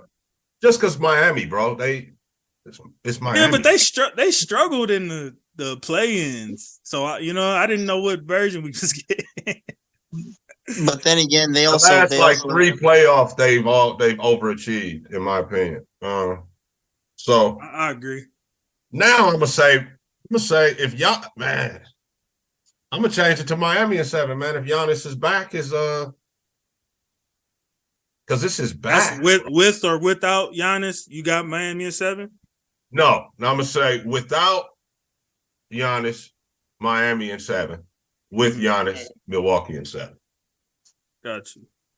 I got Miami in 7 just because they're a feisty team and they know how to win. And defensively, they'll frustrate the shit out of you. They got them that good coach. Damn, Drew Holiday had 16 assists. Bro, damn. And something about Miami too. That's magic type spit right there. And something like with Miami too is like they know how to mentally drain you and get you out of your game. Like playing that team, they know how to mentally just drain the hell out of you. Yeah. Kyle Lowry. Jay, did you say who you had? Yeah, I chose. I got Miami in 7. Miami is 7. Okay. Let's go. Let's get these bums out the way. Let's go Minnesota and Denver. Y'all don't got much to say about this series, right? No. Denver's in 5.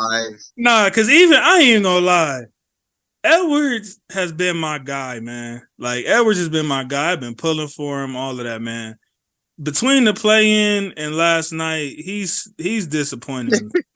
He's really disappointing. I ain't even gonna lie to y'all. Like, I think he's Edwards is trying supposed to too be hard. like that.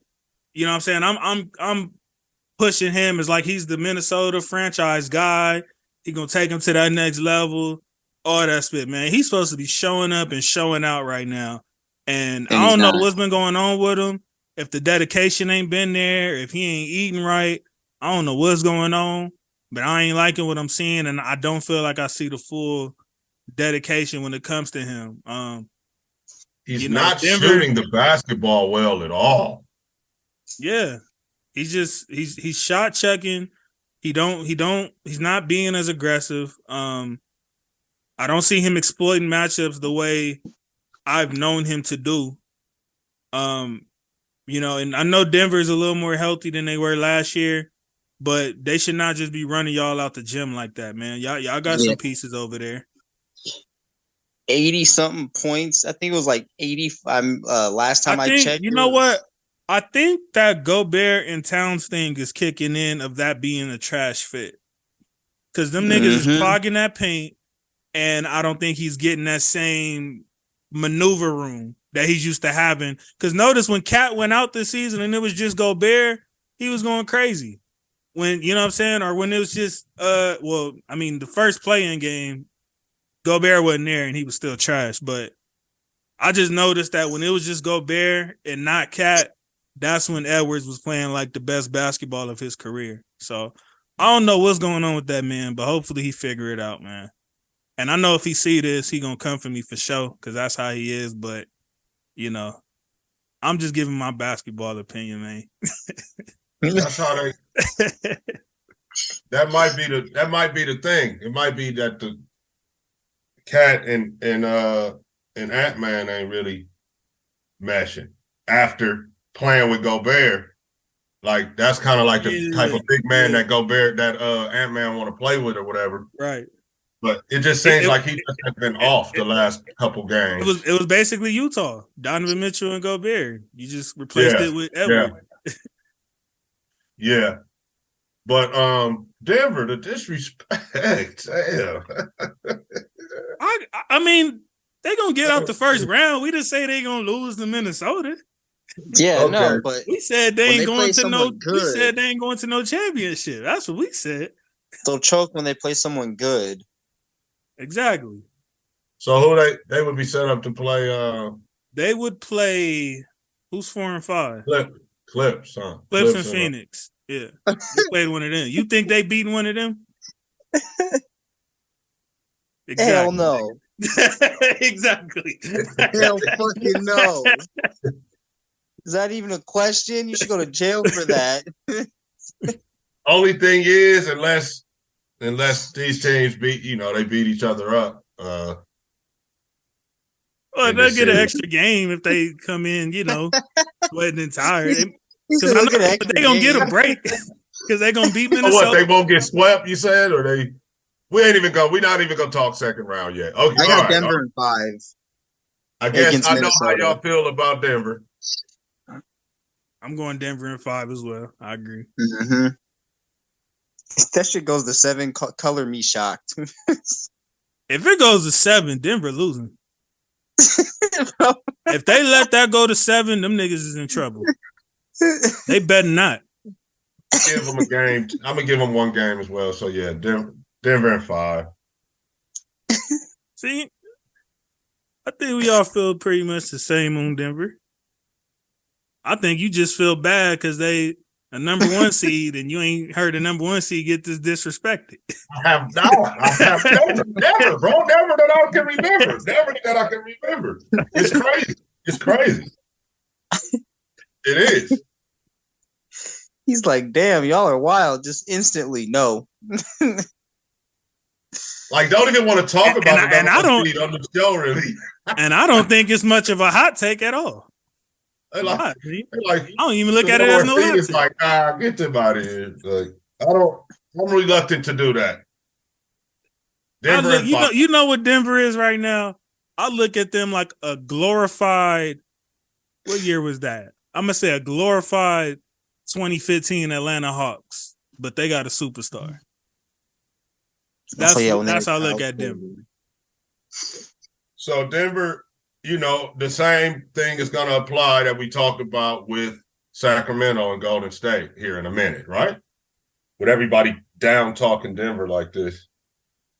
No, because nobody has. Well, okay, yeah, maybe later, yeah, but not right now. Yeah, maybe later that can kick in, but I don't think it's nothing Denver can do about it. Personally, I think they just got to take that. You even just admitted they're not effing with neither one of these teams that they set to play. It's gonna be tough. So let's go to these last two teams. Got the Clippers and Phoenix. I think Phoenix dropped the ball, and this was their game they were supposed to go get. I ain't even gonna lie to y'all. Yeah. This is gonna be a great series, I think. You think so? I do. The best probably of the first round. No, even with no PG? Yeah, that makes it better because Kawhi gonna go crazy. He did last night too. Kawhi finna give us that 2019 Toronto Kawhi. And what I like about the kid, man, is he doesn't shy away from guarding the guy. For sure. And he's never been like that. And I'm talking about guarding the guy when he's in there, not like for a few possessions. Like, oh, I got him. And shout out to Kev. I was just about to say, I ain't gonna lie, at the end, it looked like they was going at each other. He jumped on Kawhi at the end, though. Yeah, Kawhi played him the entire fourth, bro.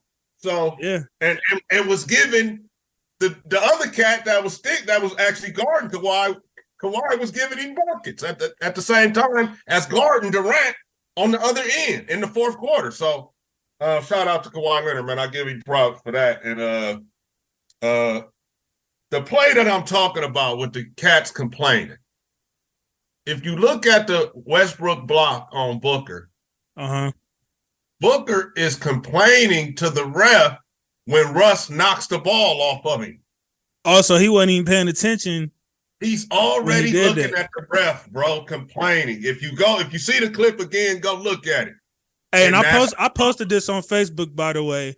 Another one of my favorite playoff chokers, Devin Booker, which I told y'all on this podcast that was going to be the issue for Phoenix, was that they still got that choker in Booker, and Chris Paul is too damn old to give y'all that 2012, 2013 playoff Chris Paul. So yes. I said that they were still going to have their work cut out for him, and I don't look at them as no super threat. And as you can see, even with KD damn near playing the entire game, Booker damn near playing the entire game, and 40-year-old Chris Paul playing 40 minutes, they still lost this game. Yes. That is scary for them right now. Why is Booker trying to take a nigga off the dribble at the end of the game, and you got one of the greatest scorers to ever do it? And that is partly on KD too. Nigga, you should be at the top of the key telling him, give me the effing ball.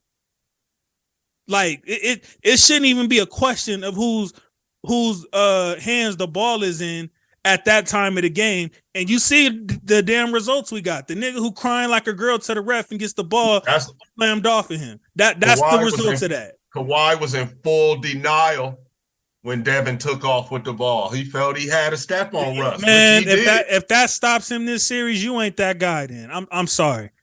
If that's what this series is going to consist of, you are not that effing guy.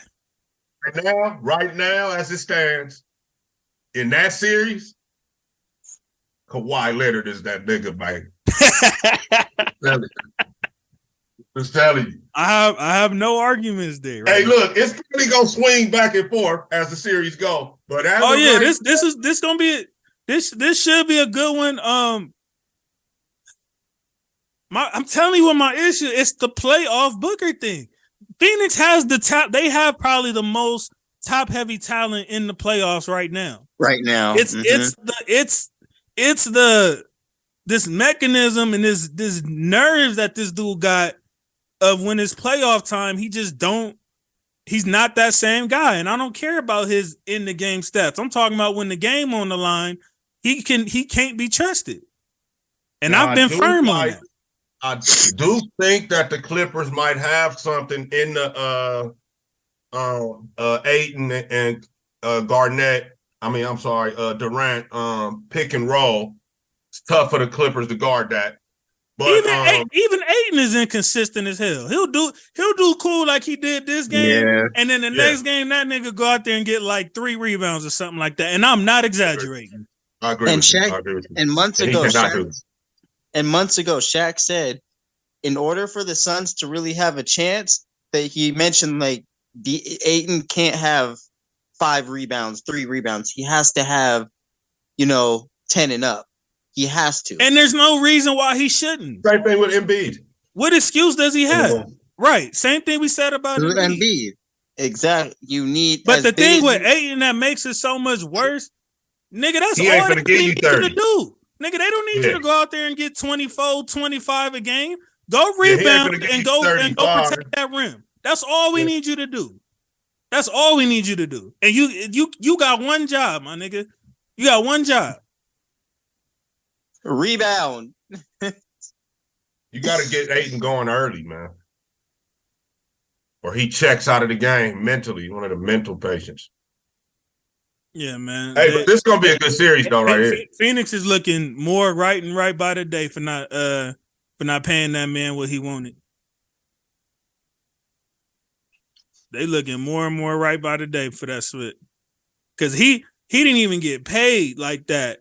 And he playing inconsistent. Imagine if they would have paid him. Oh man, no. He gonna get out of there. And imagine if they would have really gave him that $120. he gonna get it. Not from them. Maybe not from them. Somebody gonna give it. Somebody. And that's what Aiden was crying about too. Originally, he wanted that pay. He wanted them big men that don't know what he want to be, man. Because it's tough. My bad. I take that back. My bad. I take that back. I'm spewing fake news. They did pay the nigga, so that explains why he's playing the way he's playing. They did pay, and they gave him $130. It's tough for the big man. But they were hesitant on giving it to him for like a whole year or two. Yeah, they weren't sure. And if I remember correctly, I think the only reason they did pay him was because they matched Indiana. And they was just like, F it, we just gonna match it just to make sure we don't lose you for nothing. That's exactly what it was. Yeah, I remember now. That is what happened. Because Indiana was gonna pay his ass, and so Phoenix didn't even want to give it to him. They just didn't want to lose him for nothing. If he didn't get paid, he'd be in Brooklyn right there. So the money didn't match up. You know what I mean? They wanted more players than that. So that kept him in Phoenix more than anything. But he's got it. Just like we said with Embiid, he can't have single-digit rebounds in the playoffs. So that can't happen. If it does, they probably gonna lose that game to the Clippers. And so even if he does, they still got action at losing to them. Right. So, prediction, if you're asking me, and I'm gonna qualify this, is because Paul George, I don't know if he's gonna play at all, and if he does play, he's not. Paul George is out for the first round. So he's done. So that's the only reason that I'm gonna say Suns in 7. You said Suns in 7? Yeah. Okay. I got the same thing. And it's because at the end of the day, it's going to be a little too much workload for Kawhi. But as of right now, man, he is that guy in that series. I mean, the Clippers is in the driver's seat right now, I would say. Not even just because they won the game. It's not like they had to squeeze something out. Like, they firmly took care of business. And y'all know I'm not a Clipper guy by any stretch of the imagination. I did pick them to win under the assumption that Paul George was playing when I did my bracket. I had Clippers in 6. But considering now that I know PG is out for the entire season, the entire series, I ain't even gonna lie, bro. I'm gonna go ahead and go with the hot take. I think the Clippers still pop them. It just might be in 7 instead of 6. Clippers in 7? I'm gonna go Clippers in 7, even without Paul George. Wow. I got Phoenix in 7. So we'll see how this goes, man. This will be another good one. We actually, I think, with the exception of a couple, I think we got some pretty good first round matchups. Mm-hmm. Like I think these at least most of these should be nail biters for the game. We're hoping.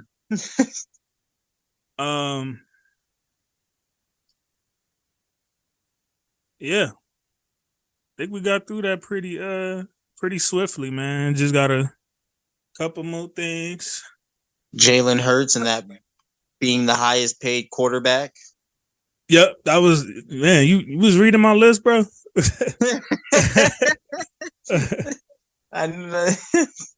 Do you got the details in front of you, or do you remember the details? I know it was 170. I know it was 170 million guaranteed. I think it was like 220 something or 245 overall or something like that. Yeah, no, Jalen Hurts, they signed his max deal for it's 179.3. I mean, I'm sorry, scratch that. 179.3 guaranteed, 255 million extension. Ooh, shout out to Jalen Hurts, boy. Oh man, this is crazy. Let's talk for a minute. So, shout out to Jalen. I'm proud of Jalen. I'm happy for Jalen. I think I do want to tap into something with my OG D real quick, because he's been firmly saying since this podcast began, if Jalen gets paid, he will never understand how he got took out of that game in Alabama for Tua. And here we are. So, D, before we dive into this, can we get your thoughts, sir? You're on mute. Shout out to Jalen. I saw he got paid today, man. I'm happy for him. You was saying this long before the contract was even a talk, by the way, before the season started. Coach Saban, make it make sense, baby. That's all I'm saying, man. Make it. That's all I'm saying, man. I'm not even about second highest guaranteed contract of all time. I think highest. I'm not going to go into the injuries of Tua, none of that. I'm saying when they both have been on the field, right? Mm-hmm. In the Jalen Hurts MVP. If he doesn't get hurt them last 2 games, Jalen Hurts is MVP. Right. Tua's come nowhere near that. So that as head, player for player in the league, this guy's been a better player. He went to Oklahoma and did his thing. I really wish I could ask Saban what was that all about that night he did the kid like that, man. But anyway, and Jalen didn't even like cry over spilled milk or sour milk or whatever. No, he didn't. He was still rooting for Tua. He was, you know what I'm saying? Like he took it to the chin, kept doing his thing after that, and here we are. They tried to give Dabo the same type of flack when he went with Lawrence over Kelly, but as it turns out, we kind of see that he was right for doing that. Right. But this one right here, Nick, Coach Saban, I mean, come on, man. This don't look good, bro. And you ain't really had no QBs come through there like that. And then, the one guy that you could have claimed almost went to MVP last year, almost won a Super Bowl last year. They can't even give you that no more, huh? Now we can't even give it to you because he got drafted from Oklahoma. So yeah, I just like, oh, Nicky baby on that one, man. It looks like they fall how the mighty have fallen, and they fall hard. You know what I'm saying? Georgia has seemed to taken over that whole Southeastern Conference and the national title scene. And Nick Saban, the guy that he picked over Jalen Hurts, well, we know it. We see what's going on there. So there you go, coach. Might as well come to the league now and see what you can do. Oh, please do it. Please do it. I want him to so bad, man. I dare him. The last, he wouldn't dare. He wouldn't dare. He wouldn't dare. The last time Saban took a coaching job in the NFL was with the Dolphins, and what did he do? He sent Wes Welker to the bullies right up the street at the time, New England Patriots, and then left the Dolphins mid-season to burn. Man, he walked out on him. He really traded their best receiver to the guys right up the street at the time. So, does this impact Lamar at all that this happened?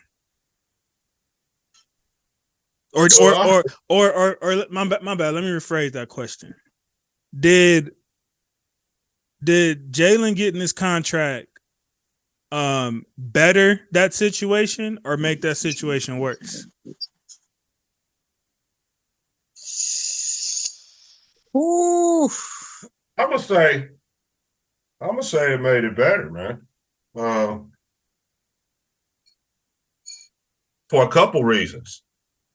The bar is set. All of the numbers and stuff are in place. Lamar has actually won an MVP. Jalen, nearly won one. Jalen obviously has won a few playoff games. Lamar has not yet. But there's a bar right there between Deshaun and Lamar. And Lamar has also never had nearly the amount of weapons on his team that Jalen just did. Yeah. And then it's another bro. So we don't have that hanging over the whole thing. So shout out to Philly for getting that done. But I think that makes it better because it almost makes Baltimore, to me, it makes almost everybody just kind of turn and look at Baltimore like, okay, now, bro, now what's up, man? What y'all gonna do?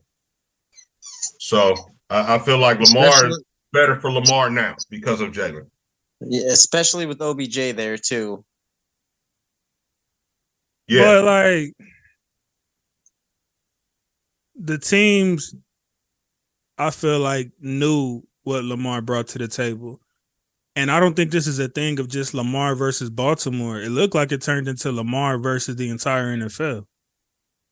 Well, you know what happened with the Haslams giving out that contract in Cleveland. And then Lamar coming back saying, he wanted the same thing. But he didn't even want, but that's the thing. Lamar didn't even want the same thing. He actually wanted closer to what Jalen got than what Deshaun got. But now Jalen got it. And everybody keeps hanging this over his head. Oh, well, he had the last 2 seasons. He didn't finish and only one playoff win and all of this. But it's like, again, he's never had close to the amount of weapons that Jalen Hurts just had this season. So I can't even put a finger on it, man. Like, I'm not going to say it made it better or worse. I just think that nobody's budging. And I'm real curious to see how far this goes.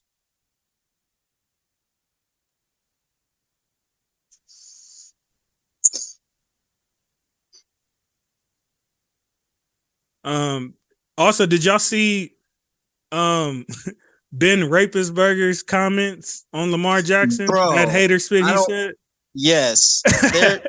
When he started talking like that, I went and pulled up a stat sheet between the two, and I seen that. Funny, they said Lamar had a better QBR than Ben did in the pocket. Yep, I seen that. And they said he was better with pressure and without pressure. I was like, God, wow. That's why sometimes you just need to shut up. And don't get me wrong. I didn't hear what Ben Roethlisberger said. What did he say? Dumb shit. basically in a nutshell, that people only fear Lamar as a runner, and he's not to be feared as a pocket passer. Like they don't have to worry about him with that, so they can bring the safeties up, and it was something to that degree. Fuck around and find out. Where's that Isaiah picture when we need it? Bro, I was just about to say.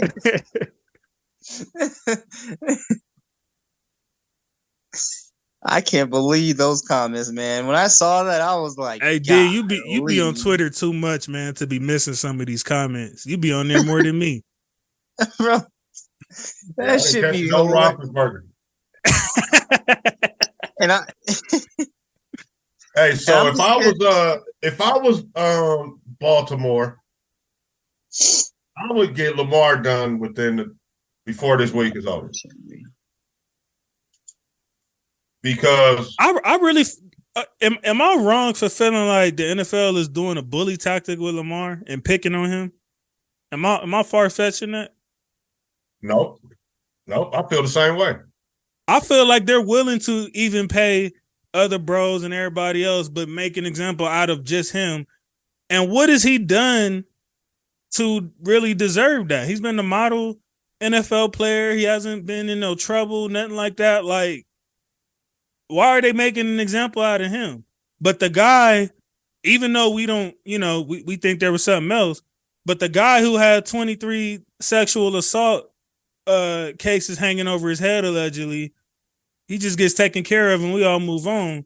But it's like they trying to make an example out of Lamar as if like he did that. Like he's the one who, you know what I'm saying? Like, I don't know. It feels, I ain't gonna lie, it feels like the NFL has it out for him and they trying to like make an example of him. And they're willing to even pay other quarterbacks pretty much in the ballpark of what he's asking for, but still, oh no, nobody give that to him though. Like, what the hell is that? I don't know. It's crazy. You're right about that though. It does seem like that.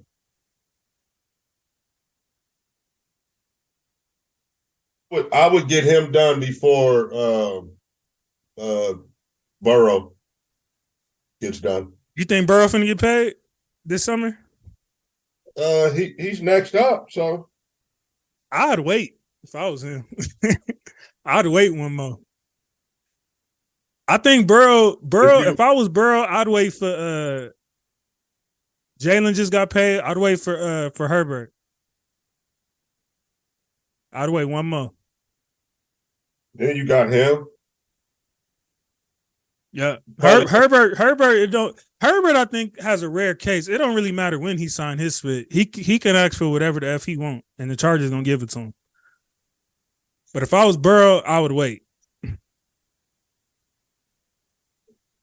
But both of them are due right now, right? They can get paid next year. I know one of them's pretty soon. They both. I mean, they both can get paid next year. I mean, it's up to them whenever they decide to agree on an extension. It could be this year. It could be the following year, and then I think after that is when like it would have to be like sign a deal or get tagged. But I don't think either one of them are going to get tagged. So if not this summer, it'll be done next summer. Well, that makes sense to get in there and get Lamar done. But I don't think Herbert. I think Herbert has one of them rare cases. I don't think he has to wait for anybody. I think he can ask them for a blank check, to be honest. I mean, what else the Chargers gonna do? I think y'all said how desperate the Browns are. Y'all don't think the Chargers is desperate? Yeah.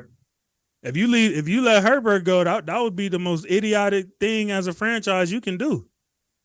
You're not just you're not just gonna find that. You know what I'm saying? Just you don't just find those Justin Herberts every day. There's no way in hell they let that man walk. He's gonna ask them for a blank check and he's gonna get it. He's probably not gonna get him a Mahomes type deal, but it'll be probably a little north of what Jalen just did. Jalen actually, if anything, just helped out Herbert, if anybody. And Joey B. Yep, both of them. I just don't think Justin has to really worry about timing. I think Burrow needs to worry about timing more because he's probably going to want to do more of a friendly deal to keep, his weapons and spit like that. So I think that's why Joey B is probably more willing to get it done now if need be, or possibly wait. But with Justin, I don't think he needs to wait on nobody. I think he good to go. With the numbers he's put up, I think it speaks for itself at this point. And next, obviously, is going to come into factor of like, how far are you going into playoffs and all of that. But I just think right now he don't really have to worry about that.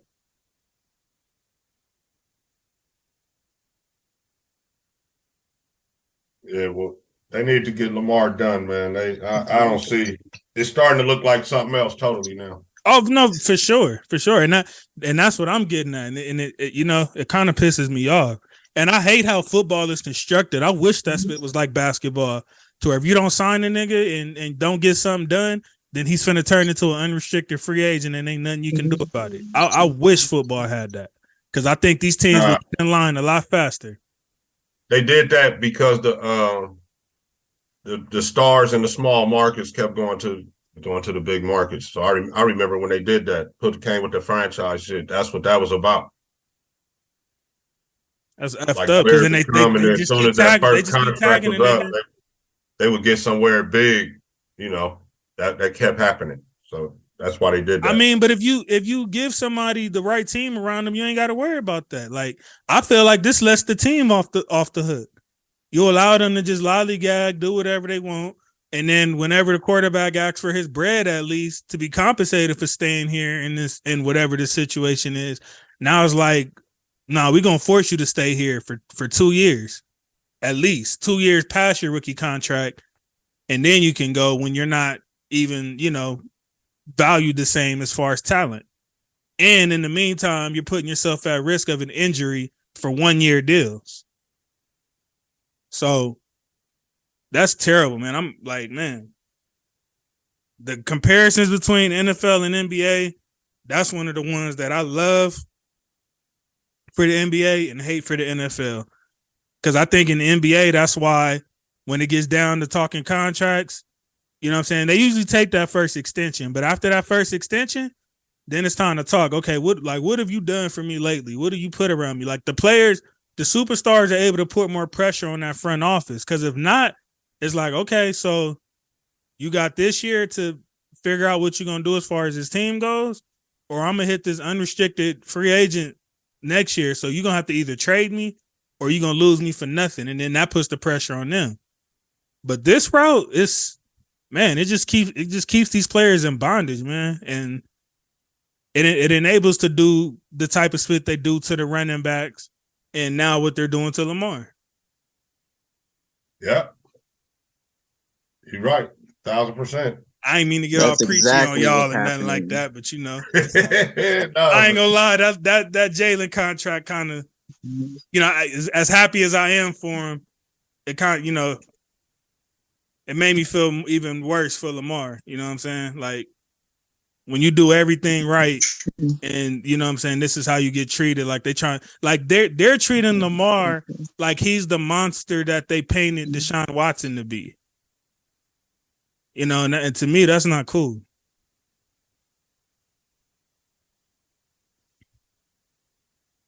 That they painted Deshaun Watson to be. Right. I used my words carefully, man. I caught that. Roger that. But all right, man, let's go ahead and go get to this game, man. It was a pretty quick and swift episode, man. We got to the Spits today, gave our predictions and picks. Thank y'all for tuning in the way y'all have been. Make sure y'all like, comment, share, subscribe. Let's take this to the furthest extent. Thanks to my OG.